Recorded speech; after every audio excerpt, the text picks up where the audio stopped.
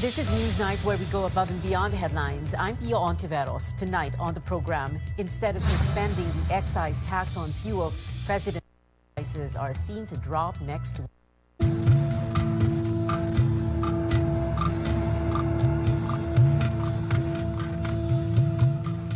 Despite calls from lawmakers and other officials, President Duterte says the fuel excise tax is here to stay. He also approved his economic team's recommendation to provide a 200 peso monthly assistance for the poorest households. AC Nichols gives us the details. As ordinary Filipinos struggle over rising fuel prices, the government faces a strong demand to suspend the collection of fuel excise taxes for immediate relief. But President Rodrigo Duterte backs the country's economic manager's recommendation to retain the fuel excise taxes. He also approves a 200 peso monthly subsidy for the most affected households for 1 year. Kung kailan po ito may bibigay, hintayin muna natin lumabas ang guidelines po ng Department of Budget and Management. Nakasulat naman sa budget circular kung DSWD o LGU ang mga ngasiwa. Kung DSWD, mayroon silang listahan o tinatawag na master list na kanilang ginamit nung SAP distribution.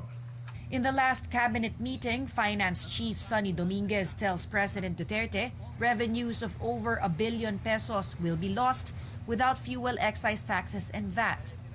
He adds that the expected revenue from fuel taxes have already been allocated, and non-collection will result in more borrowing or bigger debt.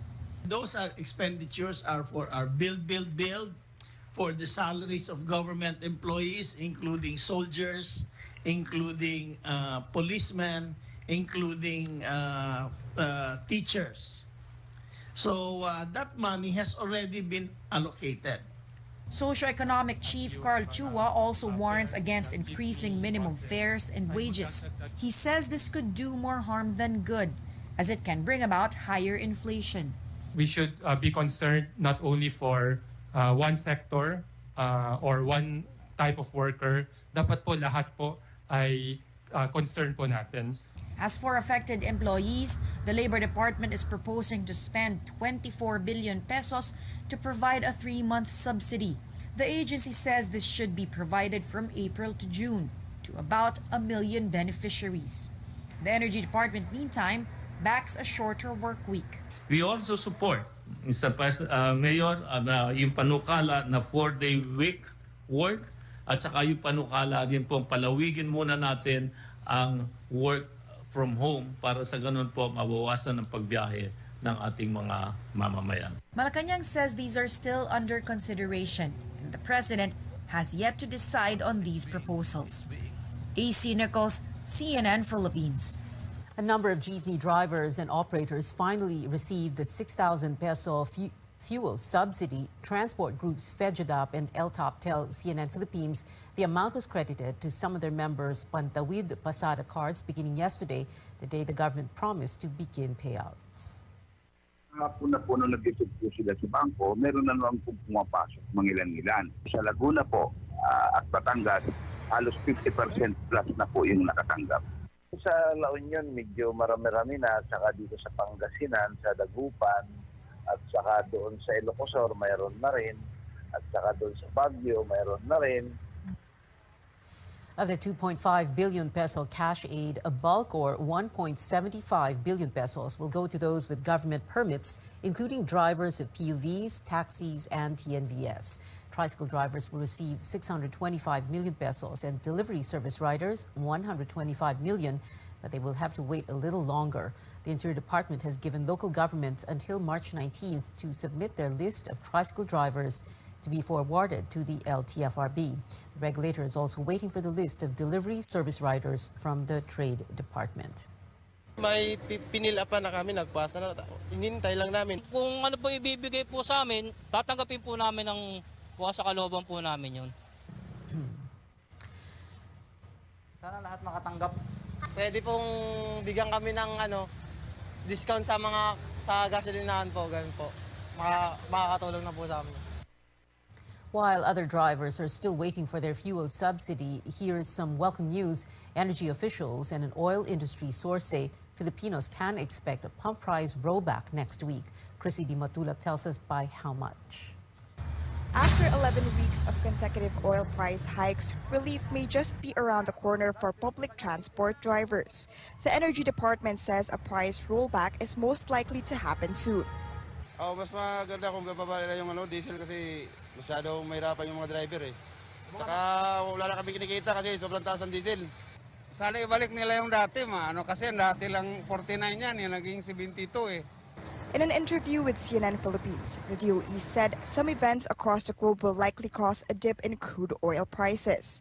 These include a reduced demand from China and Ukraine stepping back from its plan to join the North Atlantic Treaty Organization, reducing tensions with Russia. The price of crude oil is actually very volatile, but it had keep on increasing because of the sustained pronouncement from the US, UK, EU of the sanctions against Russia. But recently,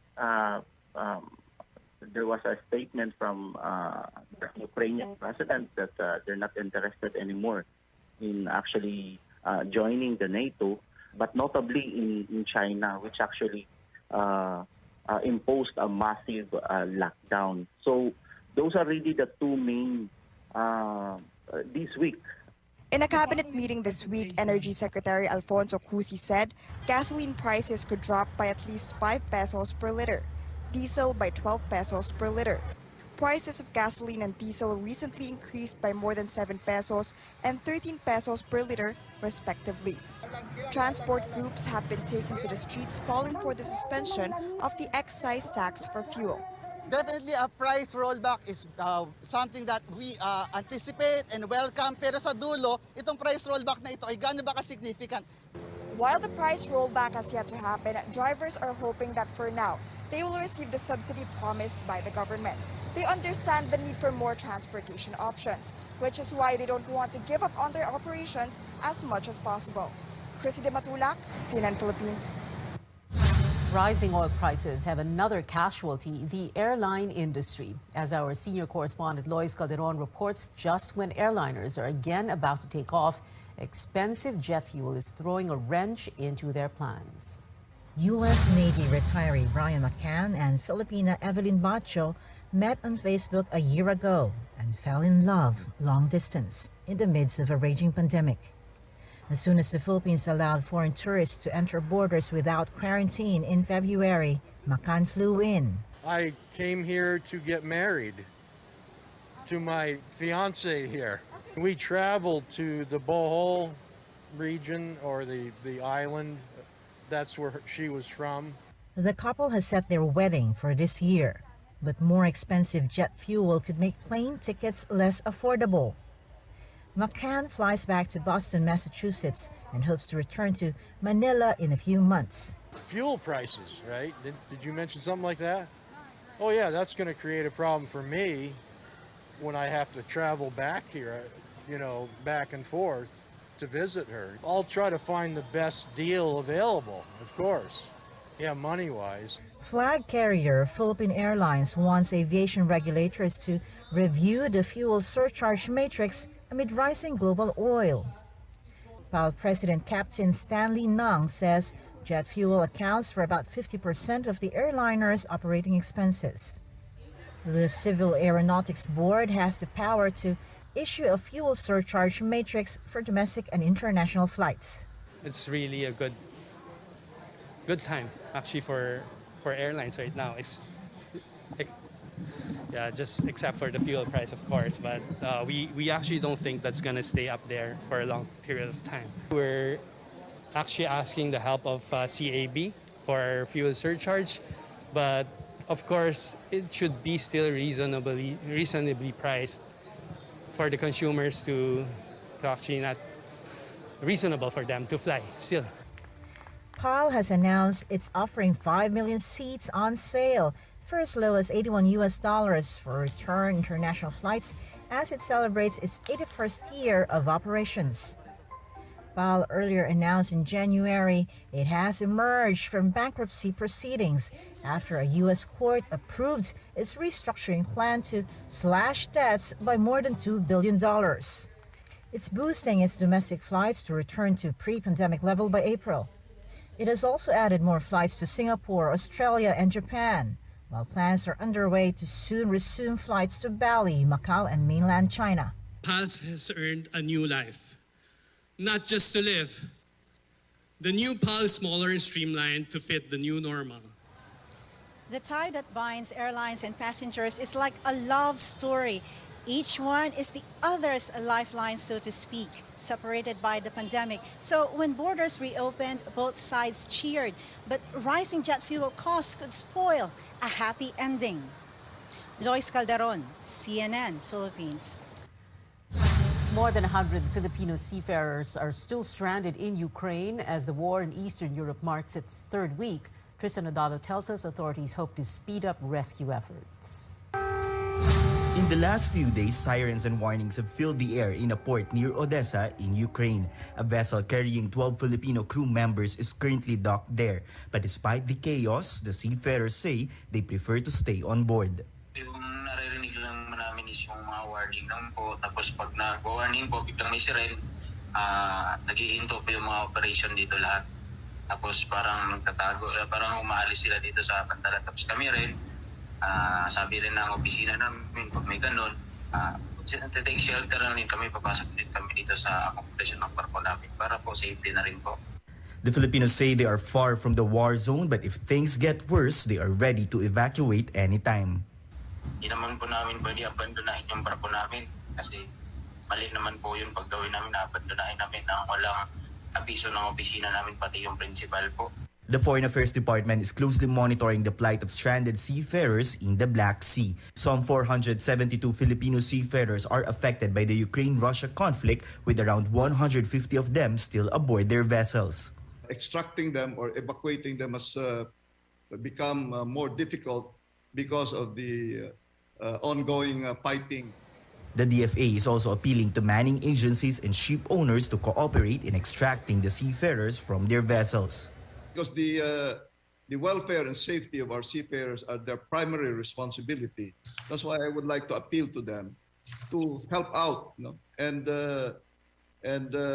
shoulder the cost of extracting or evacuating our seafarers. Barring any changes or flight delays, the Department of Foreign Affairs aims to finish its repatriation of Filipinos who were evacuated from Ukraine to the Philippines this week.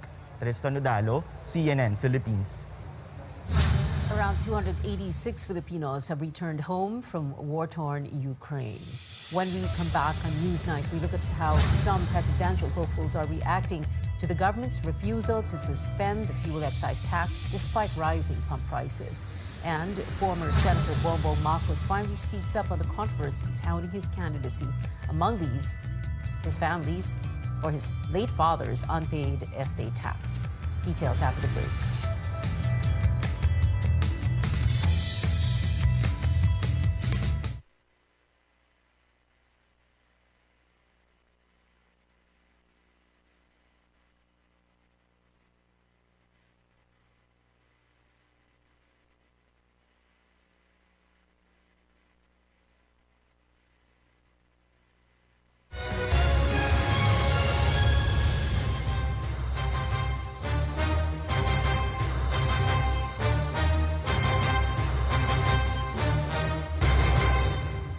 Welcome back. Again, our top story, the government will retain the fuel excise tax despite rising oil prices. President Duterte also approved his economic team's recommendation to provide monthly unconditional cash transfers of 200 pesos to poor families for a year. As George Quiles tells us, at least one presidential candidate is against these measures. For Panfilo Lacson, the administration should reconsider maintaining fuel excise tax. Lacson says he recognizes possible revenue losses in suspending the tax, but adds the public needs immediate relief from skyrocketing fuel prices. He adds the government can do more than just provide a monthly cash assistance to poor families. Hindi naman natin sasabing pag suspend forever or suspended forever. Ang sinasabi natin, temporary. Kung ilang months itong nangyayaring walang tigil ang taas, pwede naman taasan yung threshold. Yun ang aming recommendation. Against 200 per month, napakaliit. Hindi kakayanin yun, hindi makakasapat. On the other hand, Bongbong Marcos agrees with keeping the fuel excise tax. He even proposes the return of a general fuel subsidy carried out during the term of his late father, the Oil Price Stabilization Fund. Kung bumibili tayo ng langis, ng isang, whatever the price is, $100, whatever it is then some of that increase will be covered by the oil subsidy. So that kung may increase man na umabot pa sa tao, ay maliit na lang. At dahan-dahanin natin. At yun ang palagay ko support. At mararamdaman niya ng lahat ng tao. Hindi lamang yung nakalista dun sa ayuda, sa IX or whatever. That's my thinking there. In the meantime, Faisal Mangondato calls for a once-a-week private car holiday. Maganda po yung isang araw na walang lalabas na sasakyan ng mga pribadong mga Pilipino.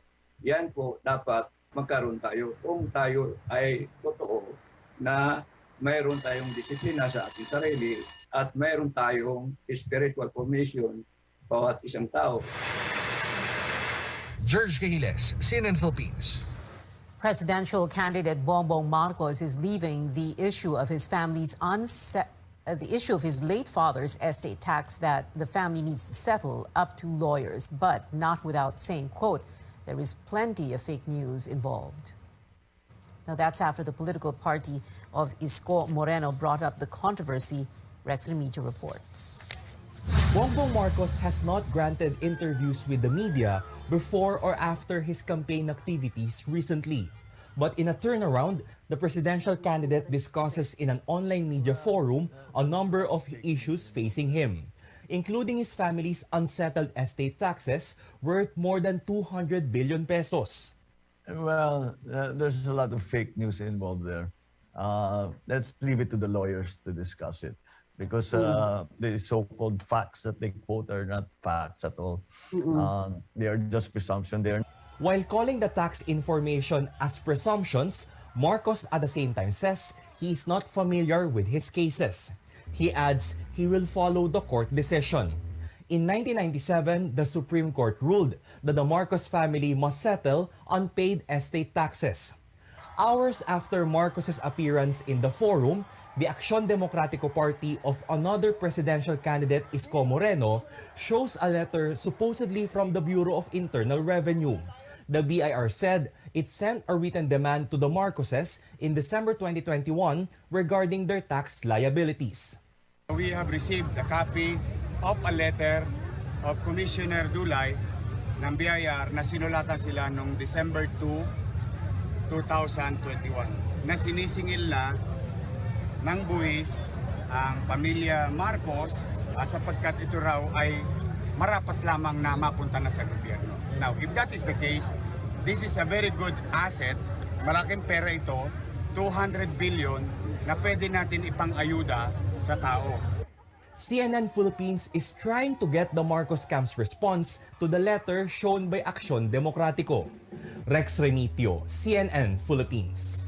The Commission on Elections is set to look into the reported distribution of cash envelopes during the campaign of Bongbong Marcos and Sara Duterte in Nueva Ecija yesterday. COMELEC Commissioner George Garcia said he would bring up the issue where supporters reportedly received 500 pesos after the campaign rally outside the governor's residence in the town of Santa Rosa. Some supporters say they did not know where these envelopes came from and for what purpose. Marcos's party, the Partido Federal, says it will check what happened and that it rejects vote buying. The spokesperson of Vice President Leni Robredo says she will be thankful if President Duterte openly endorses her as his successor. That is, if the endorsement is not a transactional agreement. In other words, it's not an endorsement in exchange for something else. It's not to say that she will actively seek it or court the endorsement. But if it's given freely, then she will be thankful for it. Obviously, this is an election, and in an election, if somebody comes forward and says, "I'm going to support you," then the response is thank you, and then and move on. Still on the elections, COMELEC grants the request of Robredo's lead counsel to conduct a random sampling of ballots for the May polls. The 7-member en banc has agreed to let political parties and representatives of candidates pull 3 to 5 ballots meant for each city or municipality, following the plea of election lawyer Romulo Macalintal. Process is scheduled for next week. Yan po ay mga reasonable na pakiusap at dapat po ay pinagbibigyan upang maging transparent, maging accountable ang lahat ng ginagawa natin dito. Kinakailangan makita natin na yung mga produkto na ginagawa natin dito, mga balota, ay sadyang tama, sadyang magagamit natin sa araw ng eleksyon at sadyang bagay doon sa ating mga vote counting machines. COMELEC also gave a walkthrough of the ballot printing process Tuesday as groups criticized the poll body for supposed lack of transparency.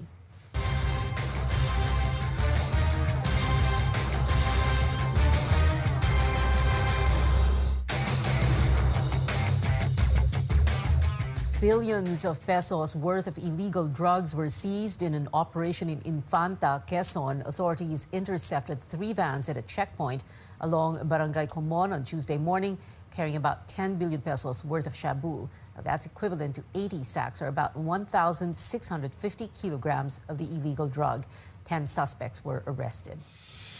More stories coming up. The Philippines Miss World bet sends some love to her supporters a day before competing for the coveted crown, while global superstar BTS is taking center stage again for the 64th Grammy Award. Stay tuned.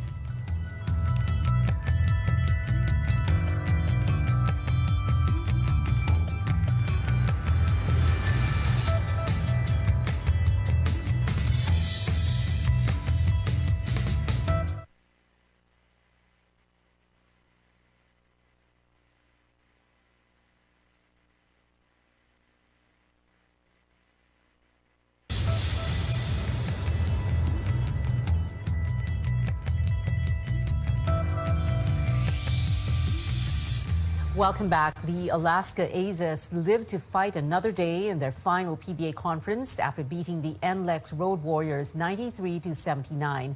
It was a rocky start for the Aces in their quarterfinal match, but they caught the lead in the second quarter. Alaska is vying for a playoff spot to eventually grab their last PBA championship with the Governor's Cup. Last month, Alaska announced that this will be their last season after almost 4 decades. We have less than 2 months until the Southeast Asian Games. Pauline Versosa tells us how the country's top spikers in beach and indoor volleyball will prepare overseas. Intensive training camps set in different parts of the globe await the country's national volleyball teams as they gear up for the 31st Southeast Asian Games. This time, the Philippine squads will be setting up camp outside the usual Asian borders. As early as Tuesday, the men's and women's beach volleyball teams, led by 2019 SEA Games bronze medalists Cici Rondina and Bernadette Ponce, left for Brisbane, where they will get a chance to train and compete with Australian nationals. Sobrang excited po kami sa magiging training po namin doon, and I know na sobrang dami po namin matututunan doon at babaunin po namin yun para sa SEA Games, and gagawin talaga namin yung best po namin. On March 20, the men's indoor volleyball team will fly to Qatar for a 2-week training camp that will run until April 5, with the squad eyeing to eclipse their historic silver medal finish during the 30th edition of the SEA Games held on home soil. Kung ano man yung naging kulang namin noong 2019, magandang experience tong papunta namin ng Qatar dahil I think makakatulong yun to improve the team and yung chemistry. 3 days after the 2022 PVL Open Conference comes to a close, the women's indoor team will set up camp in Brazil beginning April 12. Bannered by key returnees Alyssa Valdez, Jaja Santiago, and Abby Maraño, the 16-woman pool will look to improve on their 4th-place finish in 2019. This foreign training is so of paramount importance because it gives us a lot of exposure. And I'm trying to bring our teams towards on the other side of the globe, to Europe and South America. Enough of Asia. We have a lot of experience already in Japan, Thailand, Korea, China. Our target is really to have a medal. Not even to have a medal, is to get the gold medals in the 4 teams. The 31st Southeast Asian Games will run from May 12 to 23 in Hanoi, Vietnam. Pauline Versosa, CNN Philippines.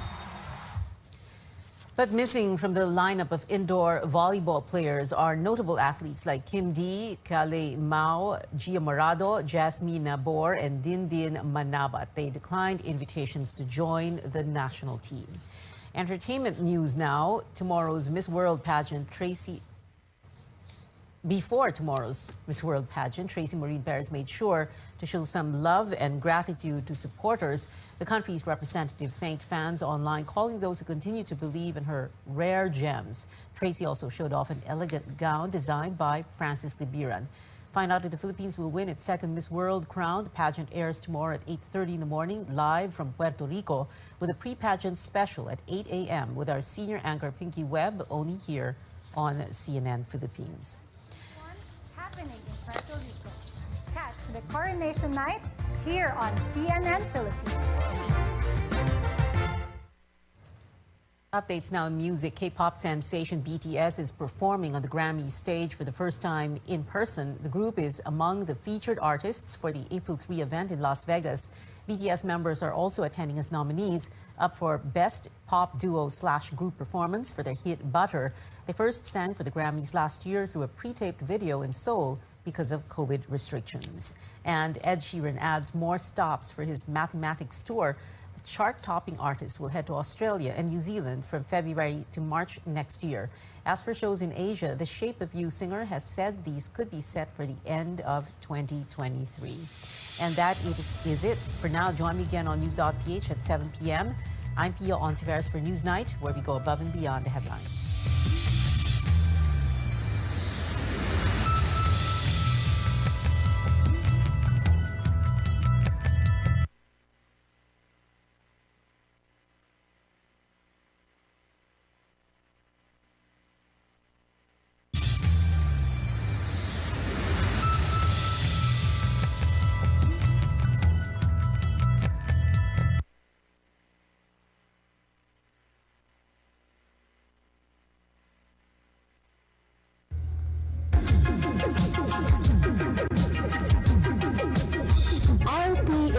Radio Philippines Network Incorporated, DXKO. 13 sa Zinday Utso sa dial sa inyong radyo. RPM DXKO, ang Radyo Ronda, dili sa Dakbayan sa Cagayan de Oro. Sibiyahan na may galaon sa katawhan, andam mo serbisyo sa tanan. Ang RPM DXKO Radyo Ronda, sakop sa KBP, kapisanan ng mga broadcaster ng Pilipinas.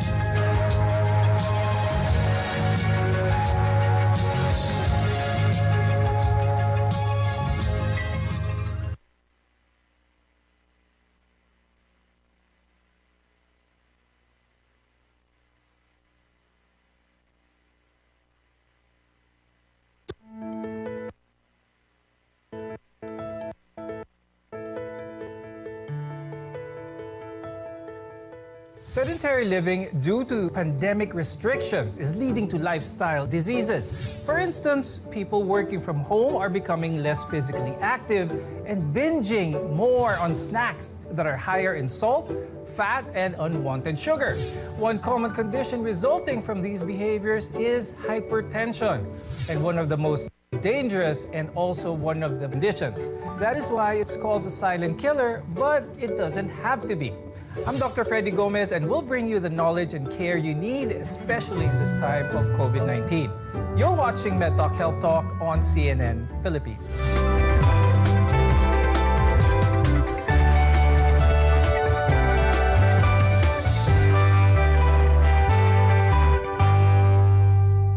Watching your blood pressure is important because your arteries carry blood from your heart to other parts of the body. Our guests today will talk about this topic and share their knowledge. Let's welcome Dr. Eduardo Yambao Jr. He's a cardiologist from the Asian Hospital and Medical Center. Also with us is Dr. Romel Punong Bayan, who is an internal medicine and hypertension specialist from the Medical City Clark and Bulacan Medical Center. Most of the time, hypertension has no obvious symptoms to indicate that something is wrong. One thing you can do to protect yourself is by checking your blood pressure. In a blood pressure reading, there are two numbers, itong systolic and the diastolic. I'll start the conversation with Doc Ome. Please explain what this means and ano ba yung normal BP range na dapat makita natin? The normal BP that we have to really attain is 120/80 and below. However, the technique of taking your blood pressure is really crucial. So if you do your blood pressure taking in a public place, probably you can have an inaccurate blood pressure reading. But in general, we have to really make sure that we are taking the blood pressure the right. So it has to be quiet, you have to be seated comfortably with your back support, your feet are flat on the floor, and your measuring device should be in the level of your heart. So however, most of the cases, I'm seeing a lot of technical errors. So it's really very crucial to take your blood pressure properly. Now, a hypertensive crisis means that there's a severe increase in blood pressure, and one of the risk factors for this is a stroke. When this happens, the heart may not be able to pump blood properly. Dr. Ed, if one notices a spike in their BP, biglang pagtaas, what should their initial reaction be? When there is a sudden spike in blood pressure, they should first check, number one, if they are into certain stressors which could cause elevated blood pressure. This would include probably they are in certain activities like exercise, or they're really shouty or laughter, or they may have a recent intake of food that may elevate their blood pressure, like salty food or foods high in fat or caffeinated drinks. After ruling this out, they have to also make sure that they properly took their medications. But if the blood pressure is still on the high side, then they might need to immediately sought consult with their attending doctor, or if it doesn't really go down, they should go to the emergency room. Now, hypertension is one of the leading causes of illness and of premature death here in the Philippines.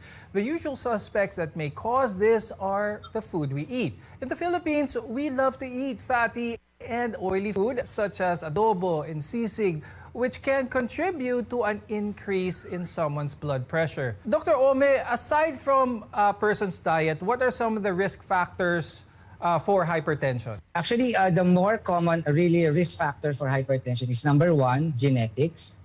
Then the more popular ones are alcohol intake, smoking, being sedentary or doesn't have any physical activity.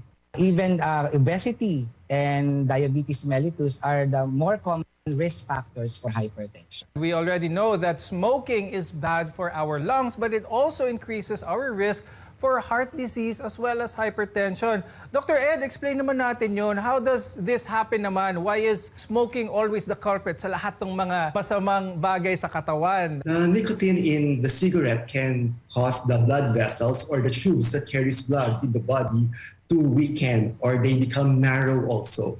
The nicotine also leads to faster heartbeat, and this all leads to an elevated blood pressure. That's why if we will quit smoking, the blood vessels will improve, the blood pressure decreases, and the risk for heart disease or heart attack will also decrease. Now, aside from smoking, drinking too much alcohol can also increase our blood pressure to unhealthy levels. Having more than 3 drinks temporarily increases the blood pressure, but repeated binge drinking can lead to long-term increases. How does alcohol affect someone's blood pressure? When a person drinks alcohol, so usually the heart rate increases because it excites our body.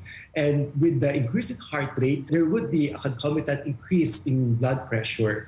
And if there would be a constant exposure to this increase in heart rate, then patient would eventually have long-term hypertension and would not just be a situational increase in blood pressure. Earlier, you mentioned that one of the really significant factors sa hypertension ay ang genetics or napagmamanahan ito. Now, if someone has a strong familial line of hypertensive parents, grandparents, whatnot, what can they do about this? Since the genes are unmodifiable, so we cannot modify the genes, what we can do is just to delay the onset of your hypertension. So there have been a lot of genes related to hypertension, and definitely 30 to 60% of hypertensives are still the hereditary ones, the inherited ones. We call it the primary or the essential hypertension. So technically, what we can do is just to delay by modifying our lifestyle. Now, people with high blood pressure puts themselves at higher risk for COVID-19 due to their weaker immune system. Doc Ome, what can people with hypertension do to protect themselves from coronavirus, since it's still with us up to now? Hypertension will, with the implication of your ACE2 receptors and the abnormalities in your renin-angiotensin system and some other receptors like your toll-like receptors, which is responsible for inflammation. Hypertensive patients are really at risk for acquiring the COVID virus. So what they can do is to just continue their medication so that their blood pressure is within normal levels. Probably it will lower the risk for them to acquire the infection. Doc Ome, as a follow-up to that, with regards to vaccinations, there's been a lot of conflict, especially when it comes to the vaccination sites. Hindi pumapasa yung mga hypertensives dahil mataas ang BP nila, either hindi nila nakukuha yung booster nila or vaccination nila. What is the current guidelines now? Ano bang dapat alalahanin ng mga hypertensives whenever they get their vaccine or their booster? They have been instructed to continue their hypertension medications before going to the vaccination site because Filipinos are really needle phobic. So when they go to a vaccination place, there's an increased stress. Mm-hmm.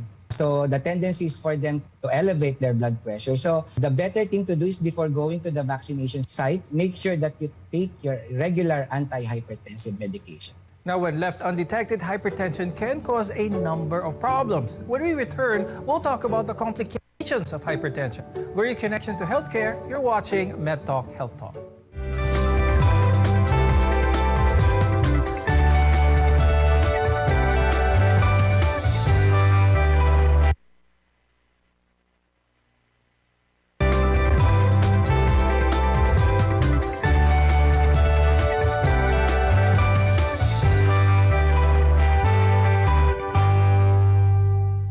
High blood pressure can silently damage the body for years before showing any symptoms. Uncontrolled high blood pressure can cause disabilities, poor quality of life, or even a heart attack. I'm Dr. Freddy Gomez, and you're watching MedTalk Health Talk. We're together in health. The excessive pressure on your artery walls caused by high blood pressure can damage your blood vessels as well as other organs. Now, the higher the blood pressure and the longer it goes uncontrolled, the greater the damage here. Now, Dr. Ed, what are the most common complications that are caused by consistently elevated, uncontrolled high blood pressure? There are a lot of complications from uncontrolled high blood pressure. This includes heart attack or stroke, heart failure or inability of the heart to adequately supply oxygen throughout the body. Aneurysm can also arise, which means there is weakening and bulging in the walls of the blood vessels. Patients can also have eye problems like blurring of vision, bleeding in the eyes, or double vision. And long-term, uncontrolled high blood pressure can eventually also damage the kidneys. Healthy arteries are flexible, they're strong, they're elastic, and their inner lining is smooth so that blood flows freely to supply vital organs and tissues with nutrients as well as oxygen. Now, hypertension gradually increases the pressure of blood flowing through those arteries. Dr. Ed, when it comes to our arteries, a lot of our viewers are familiar with cholesterol and its effects on the heart. What is the relation with this with elevated high blood pressure? If there is elevated high blood pressure, the arteries in the heart and the rest of the body becomes less elastic. And when they become less elastic, they cannot function well, which is they cannot supply the adequate oxygen and nutrients. Because of this, heart disease can eventually happen. That's why in prolonged and uncontrolled hypertension, patient can have heart failure, or they could also have ischemic heart disease, or the heart muscle not having adequate oxygen, or eventually they could have heart enlargement. And they would feel shortness of breath, they could experience chest pain, or they get tired easily when this happens. Now, elevated blood pressure, as explained, can cause many heart problems such as coronary artery disease, enlarged left heart, as well as heart failure, as Dr. Ed mentioned. But Dr. Ed, nowadays we associate all of these elevated blood pressure with a certain body type, with diet, too much cholesterol in the diet, too much unhealthy eating or whatnot. But is that the case nowadays? Meron bang itsura ang isang hypertensive? Or can someone look healthy outside but still be hypertensive? A person can look normal outside, like for example, being on the normal weight, normal build, but can still be hypertensive. And because genetics, as what Dr. Punong Bayan also mentioned, do play a big role in high blood pressure. This brings to the importance of having a regular follow-up and regular monitoring of blood pressure. And other factors like food, obesity could just factor in or further aggravate a person with genetically predisposed condition to develop hypertension. Now, hypertension can also damage the brain because our brain depends on a nourishing blood supply to work properly. Dr. Ome, can you talk more about high blood pressure and its relation or its risks sa ating brain? Actually, when we talk about hypertension and brain, we are talking more of the complications of hypertension, which is stroke. And it's around less than 50% of the time, hypertension is the cause of stroke. So this can lead to morbidity like paralysis or poor quality of life, and some even die because of a certain fatal stroke due to hypertension. Kidneys filter excess fluid and waste from the blood, a process that requires healthy blood vessels. Now, high blood pressure can damage those blood vessels, as we learned earlier, in and leading towards the kidneys. Dr. Ome, explain natin yon, yung link naman with hypertension and paano naapektuhan ng ating kidneys. Hypertensive patients has elevated sympathetic tone and endothelial dysfunction. There's also water retention and salt retention. Eventually, will destroy the blood vessels of the kidney. And this will lead, at worst, they go to dialysis. Let's talk about the eyes, because hypertension can also damage the blood vessels that supply blood to the eyes. And this can cause retinopathy, choroidopathy, or even optic neuropathies. Dr. Ome, pag-usapan naman natin yon, yung link of hypertension sa mata. Because when you are hypertensive, your blood vessels in the eyes, specifically at the retina, will have some abnormal changes. There will be thickening of your intima, and there will be increased degeneration of the hyalin of the blood vessels of your eyes. Eventually, this will lead into poor circulation, and eventually, this will even cause blindness. Okay. Now that we know what hypertension can lead to, it's important that we know how to lower it and stay healthy. Your health is our mission. This is MedTalk Health Talk.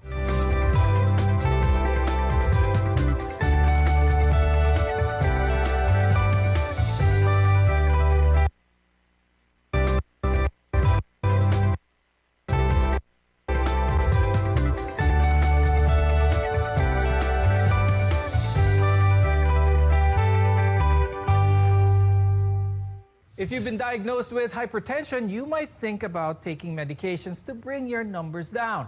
But lifestyle plays an important role in lowering your blood pressure as well. I'm Dr. Freddy Gomez, and you're watching MedTalk Health Talk, where your care always comes first. If you successfully control your blood pressure with a healthy lifestyle, you might avoid, delay, or even reduce the need for medications. Dr. Ome, what lifestyle changes should one make to lower their blood pressure?